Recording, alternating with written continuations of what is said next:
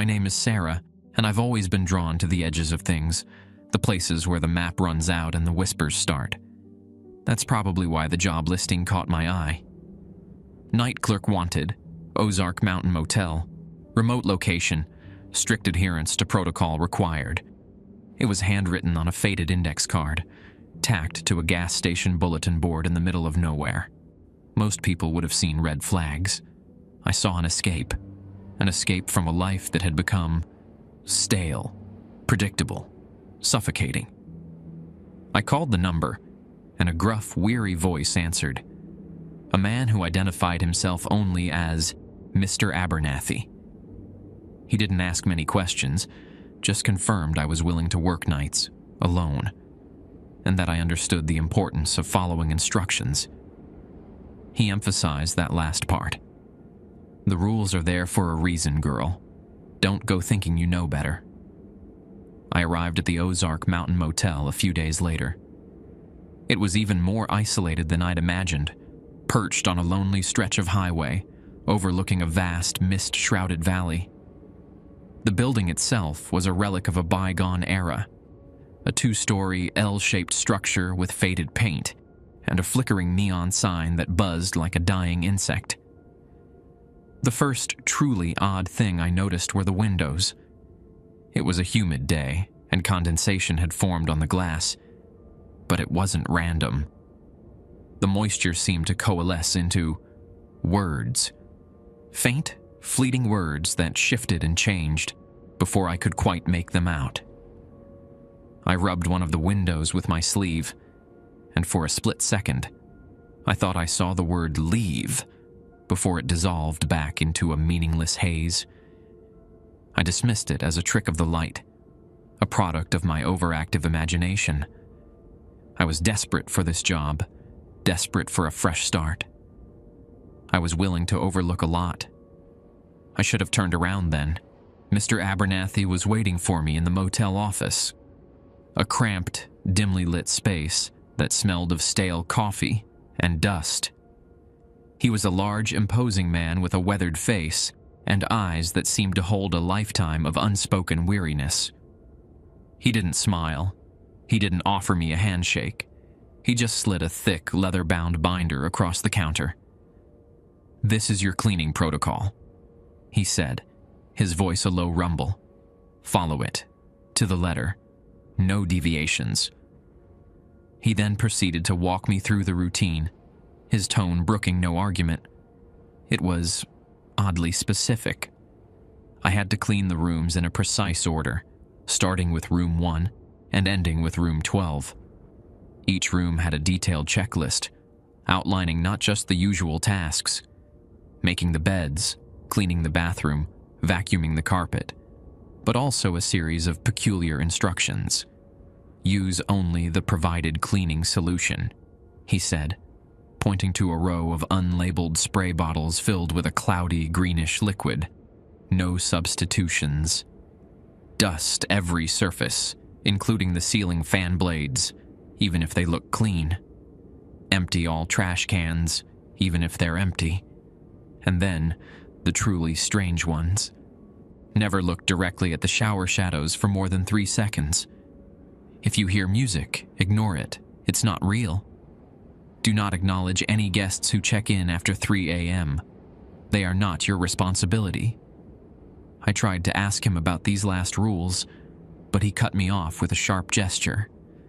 "Just follow the protocol, girl. Don't ask questions you don't want the answers to." He seemed particularly agitated when he mentioned the shadows. He looked away, his gaze fixed on something unseen in the corner of the room. He handed me a heavy ring of keys, each one labeled with a room number. "Start tomorrow night. Be here by 11 p.m. sharp. And Sarah?" He paused, his eyes finally meeting mine. "Don't break the rules."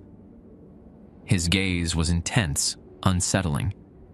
It wasn't a warning, it was a plea. I nodded, a knot of unease forming in my stomach. I had a very bad feeling about this place. My first night shift started uneventfully enough.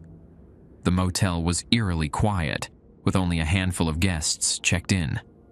I followed the cleaning protocol meticulously, scrubbing, dusting, and emptying trash cans, even the empty ones. The greenish cleaning solution had a strange, almost metallic smell that made my head feel slightly fuzzy.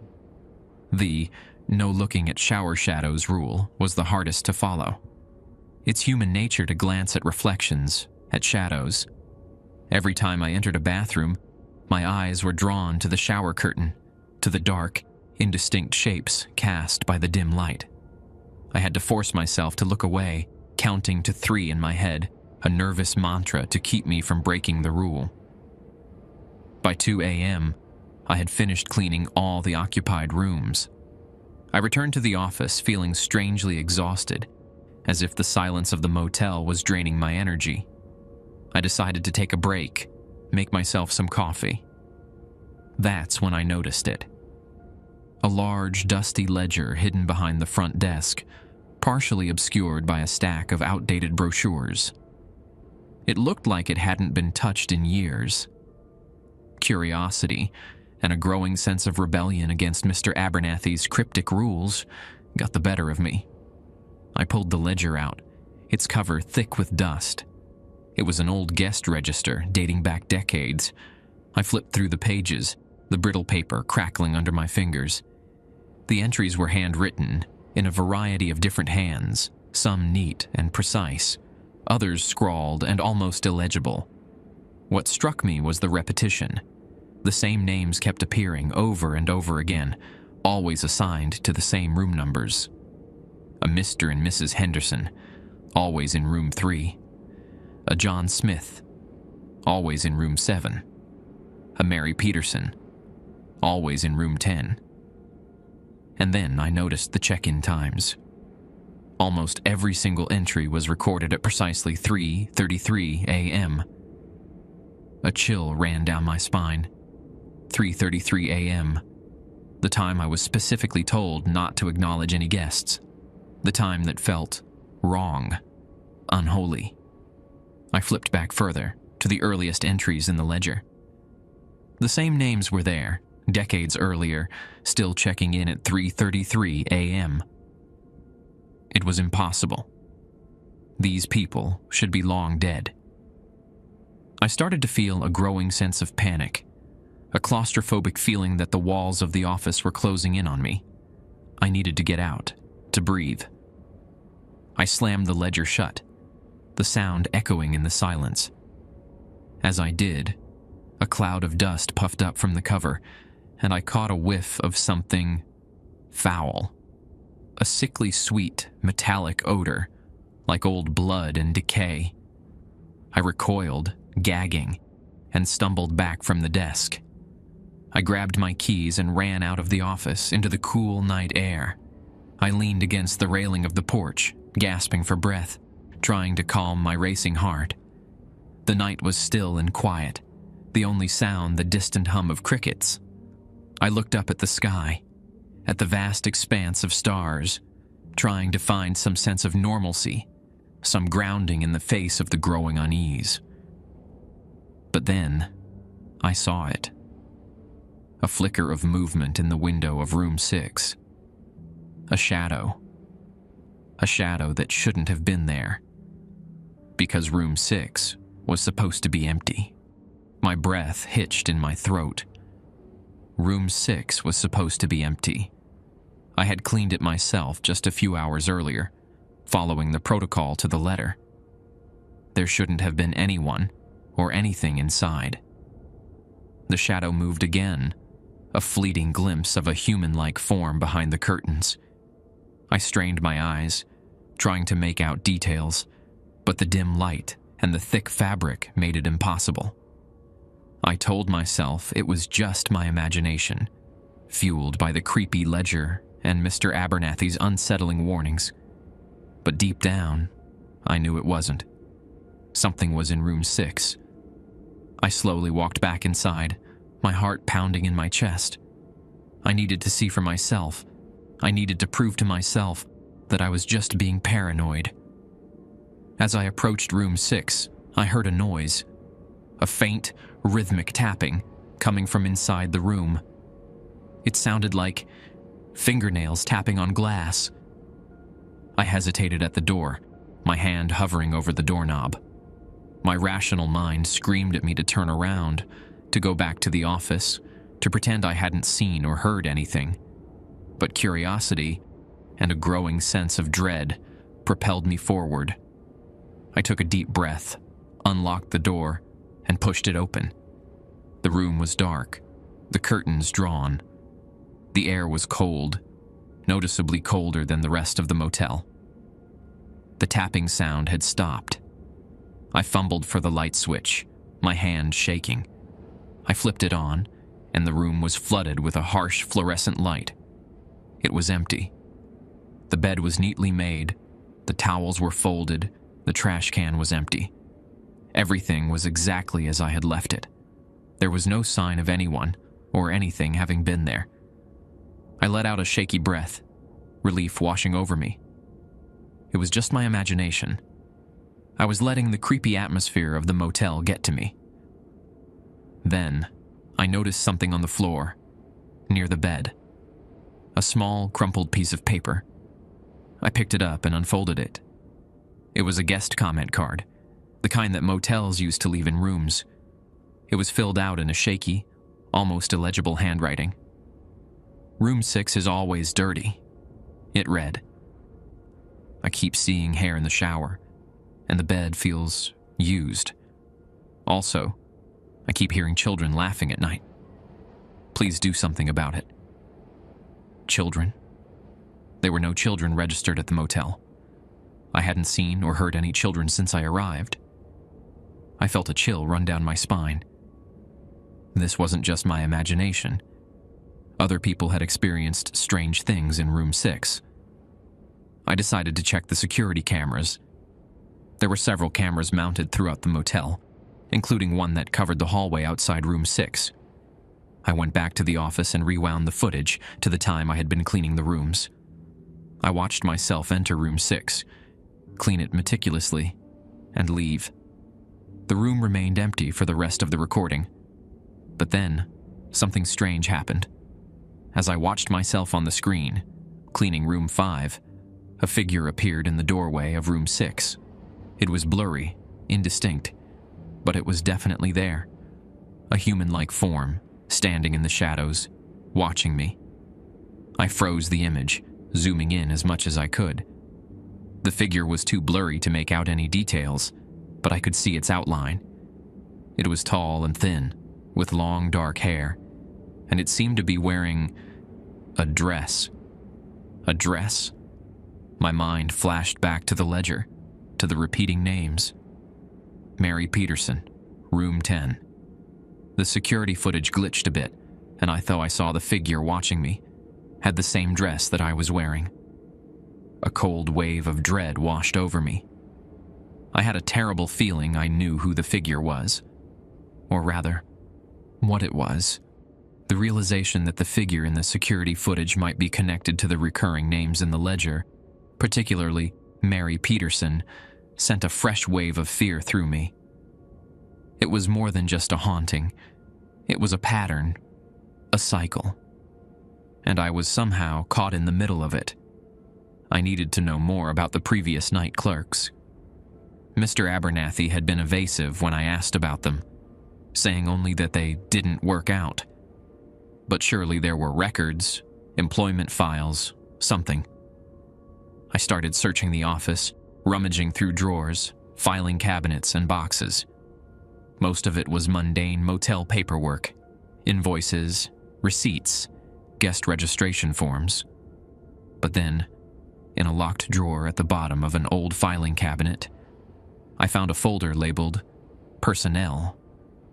Inside, there were files for several former employees, mostly housekeepers and maintenance workers. And then, I found them.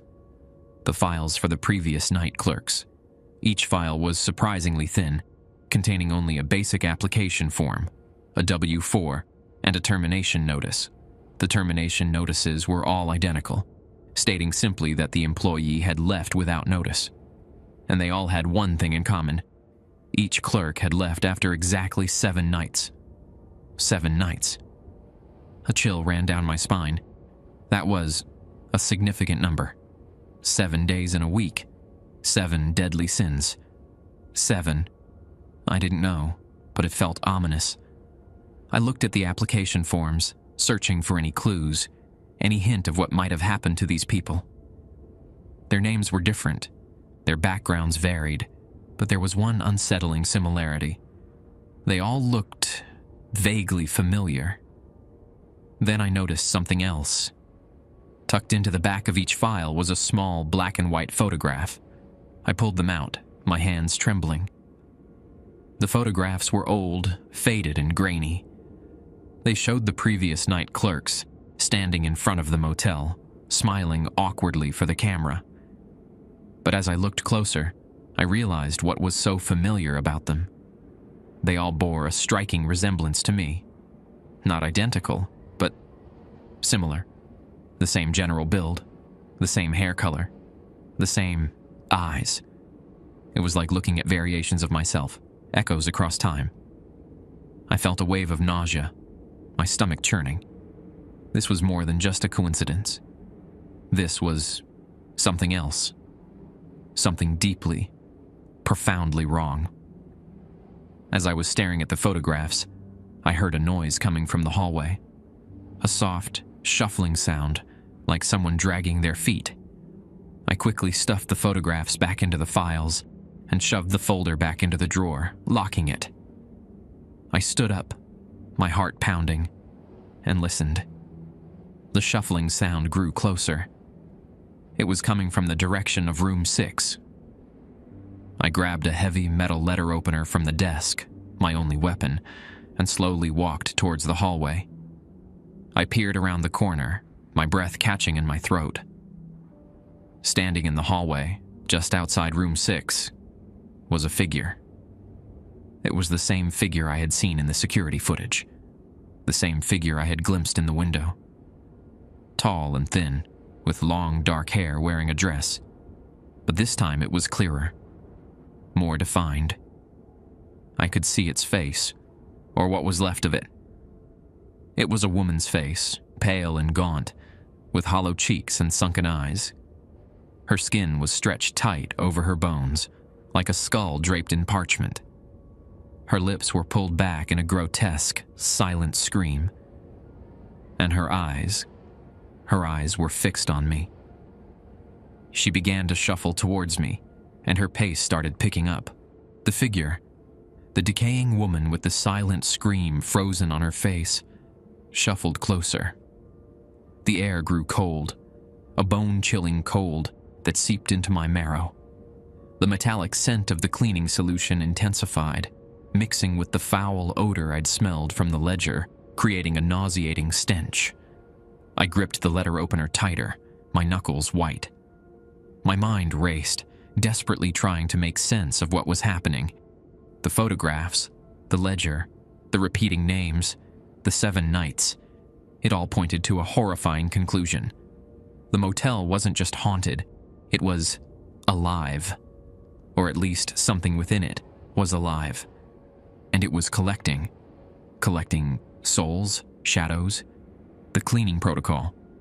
It wasn't about cleanliness.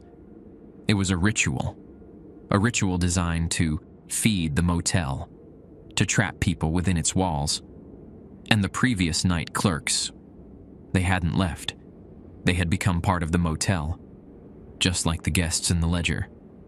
I remembered the manager getting aggressive when explaining the rules, especially never look directly at the shower shadows for more than 3 seconds. And the pictures I found. I looked back at the figure, and that's when I saw it. The shower in the rooms. It rearranges the room numbers. The figure was now just a few feet away, its skeletal hands reaching out towards me. I could see the details of its face more clearly now. The decaying flesh, the empty eye sockets, the strands of long dark hair that clung to its skull. Its clothes shifted and rearranged on its own. It was me. A future version of me, trapped, consumed by the motel. And then I heard it. A faint, whispering voice coming from the figure, from the air around me, from the very walls of the motel. Join us. The voice was a chorus, a multitude of voices, all whispering the same word, over and over again. It was the voices of the previous night clerks, the voices of the trapped guests, the voice of everyone who had ever been consumed by the motel. I stumbled backward, away from the figure, my back hitting the wall. I was trapped. There was nowhere to go. The figure continued to approach, its silent scream a horrifying counterpoint to the whispering voices. I could feel its cold presence, its suffocating emptiness, drawing me in. I closed my eyes, bracing myself for the inevitable. I was going to become another shadow, another entry in the ledger, another victim of the Ozark Mountain Motel. But then, I remembered something. Something Mr. Abernathy had said. The rules are there for a reason. The cleaning protocol, the ritual. It was designed to feed the motel, to trap souls. But what if I broke the rules? Not just ignored them, but actively, deliberately violated them. It was a desperate gamble, a long shot, but it was the only chance I had. I opened my eyes, my gaze fixed on the figure. I raised the letter opener, my hand trembling, and took a deep breath. It was time to break some rules. The decaying woman, the future me, was inches away, her icy breath on my face. The chorus of whispers intensified, urging me to join them, to become another permanent resident of the Ozark Mountain Motel. I had to act fast. I thought back to the cleaning protocol, the meticulously detailed instructions that Mr. Abernathy had drilled into me. I needed to invert them, to do the opposite of everything I had been told. First, the room order. I had always been instructed to clean the rooms in a specific sequence, from 1 to 12. I looked down the hallway. Room 6, the epicenter of the strangeness, was right in front of me. It was already a nexus of broken rules, a room that defied the motel's twisted reality. That's where I would start. Ignoring the spectral figure's outstretched hands, I turned and kicked the door to room 6 open, shattering the already weakened frame. The sudden noise seemed to momentarily disrupt the whispers, a brief respite in the suffocating chorus. Second, the cleaning solution. I had been told to use only the provided greenish liquid. I ran back into the office, ignoring the shadowy figure that was slowly following, and grabbed the first thing I could find, a half-empty bottle of bleach. It was the antithesis of the strange, metallic-smelling solution. Third, the shower shadows. Never looked directly at the shower shadows for more than 3 seconds. I raced back into room 6, the bleach bottle clutched in my hand. The room was still dark, despite the hallway lights spilling in. I didn't turn on the lights. I didn't want to see. I went straight to the bathroom, my heart pounding. I ripped down the shower curtain, the plastic rings tearing with a satisfying screech. I stared directly at the shower wall, at the shadows cast by the dim light. I didn't just look. I focused. I stared at the shifting, indistinct shapes, defying the most important rule of all. As I stared, the shadows began to solidify, to take on form. I saw faces, fleeting glimpses of the trapped souls, the previous night clerks, the guests who had never left. They were all screaming silently, their mouths open in expressions of terror and despair. And among them, I saw myself. Multiple versions of myself, all trapped, all screaming. The whispers intensified, a deafening roar in my ears. The air grew colder, the metallic smell stronger. The spectral figure was in the room with me now, its decaying hands reaching for me, its silent scream echoing my own fear. Fourth, the order of the rooms. I looked around and noticed that the room number 6 was starting to change, morph into another number. I splashed the bleach onto the shower wall, onto the shadows, onto the floor. The acrid smell of chlorine filled the air, a sharp contrast to the sickly, sweet odor of decay. I didn't just splash it. I drenched the bathroom, pouring the bleach over every surface, defying the meticulous cleaning instructions. The shadowy faces in the shower seemed to recoil, to flicker and fade. The whispering voices faltered, replaced by a chorus of shrieks and groans. The figure in the room stumbled backward, its form flickering, its decaying face contorted in what I could only interpret as pain. I knew I was onto something. I was disrupting the motel's twisted reality, breaking its hold on the trapped souls. But I wasn't finished yet. I continued to go the opposite way as my list and went to room 7 and did the same. The chaos in room 7 mirrored what I'd started in room 6. The bleach fumes were almost overwhelming, but I pushed through, fueled by a desperate hope and a growing sense of righteous fury. The shadows recoiled, the whispers fractured, and the spectral figure that followed me seemed to weaken with each broken rule. I continued my rampage, moving through the motel rooms in reverse order, a whirlwind of deliberate destruction. I emptied trash cans onto freshly made beds. I used every cleaning product except the greenish solution, mixing them together in a chaotic cocktail of chemicals. I ripped down curtains, smashed mirrors, and left every room in a state of utter disarray. The opposite of all my list. With each violated rule, the motel seemed to fight back.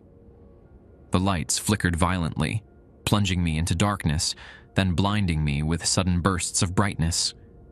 The temperature fluctuated wildly, from freezing cold to suffocating heat. The whispers turned into screams, a cacophony of tormented voices that echoed through the halls. But with each broken rule, the spectral figure that pursued me weakened further. It was losing its form, its solidity, becoming more and more like the shadows it commanded. It no longer reached for me, no longer whispered. It just watched, its empty eye sockets filled with what I could almost interpret as fear. Finally, I reached room 1, the starting point of the prescribed cleaning ritual. This was it, the final test. I stood in the doorway, looking at the perfectly made bed, the neatly arranged towels, the spotless bathroom.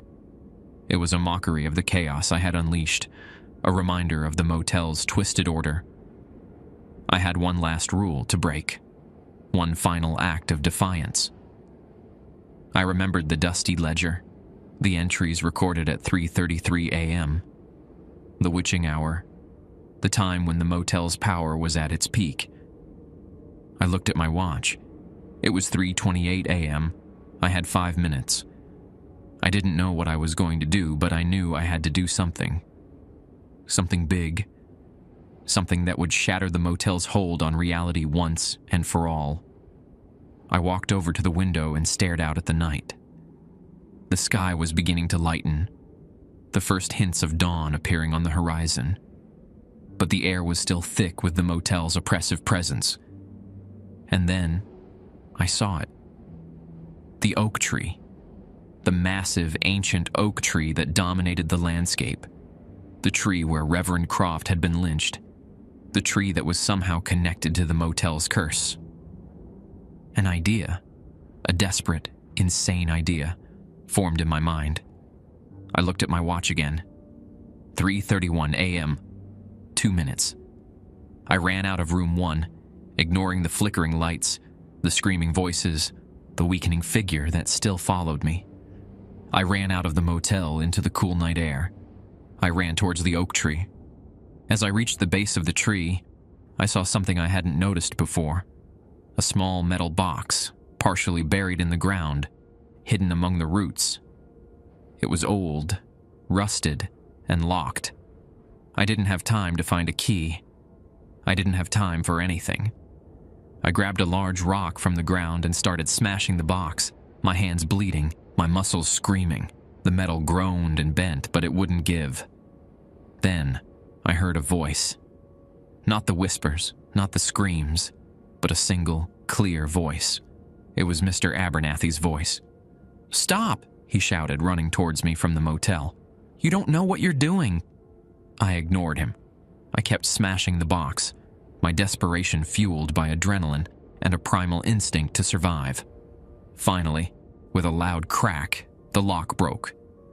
I ripped open the lid of the box.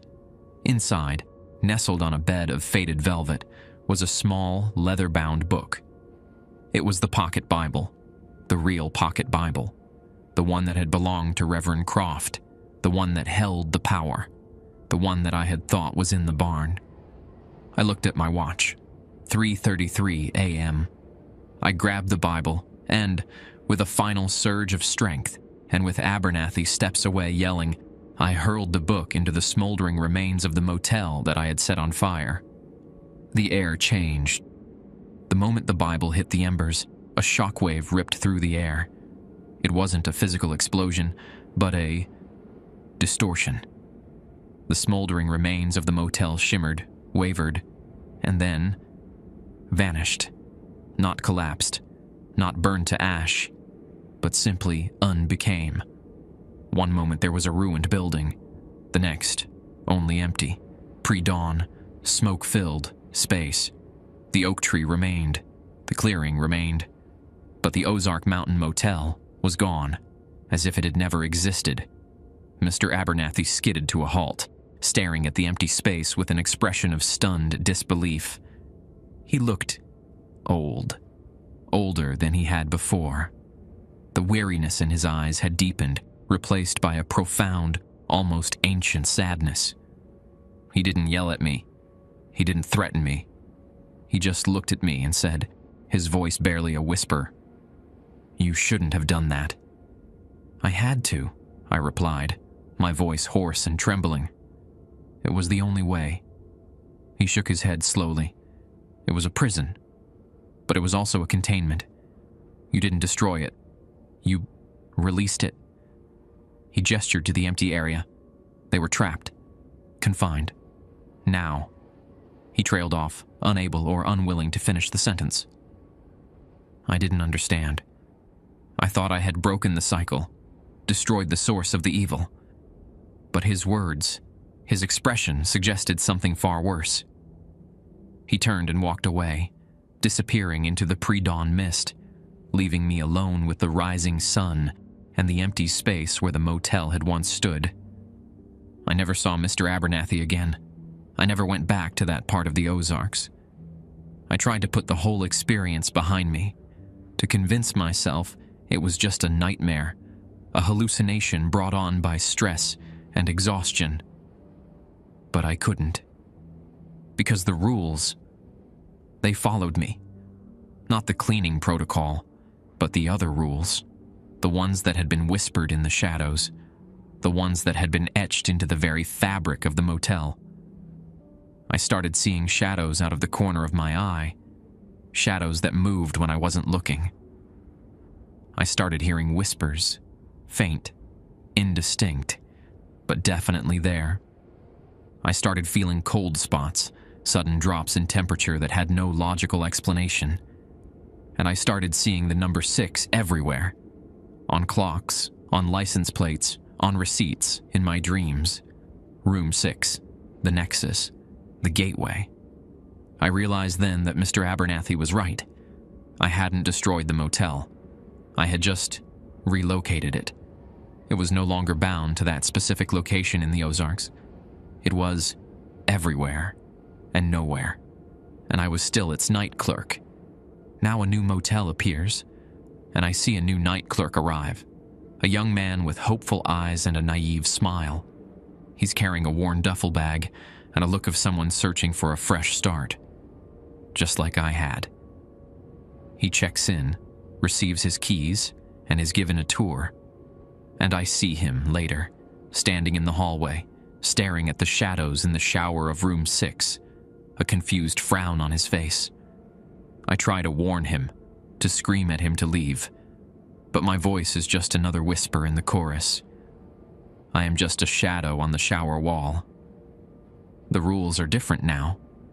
More subtle. More insidious. They change with each new location, each new iteration of the motel. But one rule always remains the same. Ignore the cleaning lady in room 6. She is not to be helped, and will always say to go the opposite order of the rules. And so, the cycle continues. The Ozark Mountain Motel, or whatever it calls itself now, continues to feed, and I continue to clean, a permanent member of its staff, forever trapped in its endless, shifting hallways, a warning that no one can heed. Because who would believe a shadow?